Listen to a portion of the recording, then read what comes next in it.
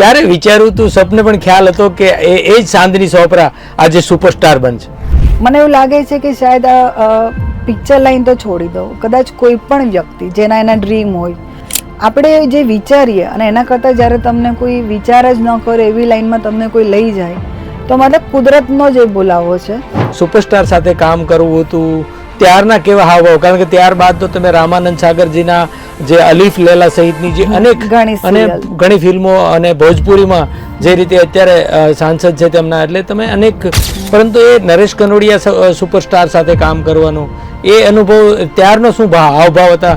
પણ હું કહું ને તમને કે નરેશજી ટુ ગુડ, એટલા હમ્બલ, અને એક સેકન્ડ માટે તમને ફીલ નહીં થવા દે કે તમે નવા છો.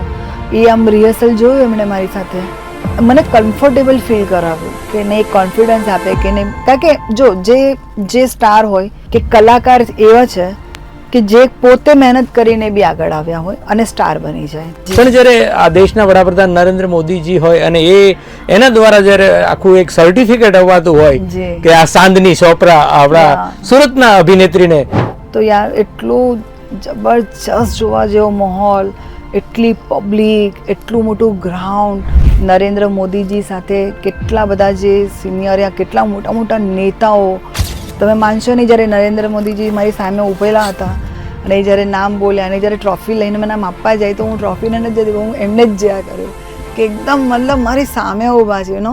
કાલના શખ્સિયતમાં આપણે મળવા જઈ રહ્યા છીએ ગુજરાતી ફિલ્મની અભિનેત્રી ચાંદની ચોપડાની સાથે, જેમણે ગુજરાતી, હિન્દી અને ભોજપુરી ફિલ્મમાં અભિનય કરી નામના મેળવી છે.